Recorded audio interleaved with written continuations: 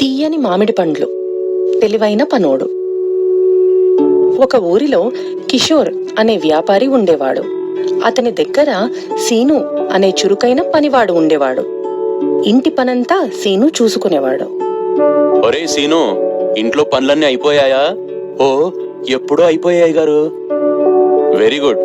నేను అలా బయటికి వెళ్ళొస్తాను, ఇల్లు జాగ్రత్త. అలాగే అయ్యగారు అని కిషోర్ బయటకు వెళ్తాడు. కాసేపటికి కిషోర్ స్నేహితుడు కుమార్ 2 మామిడి పళ్లను తీసుకుని కిషోర్ ఇంటికి వస్తాడు. ఎరా సీను, మీ అయ్యగారిని పిలు. అయ్యగారు లేరండి, బయటికెళ్లారు. ఎప్పుడొస్తారు?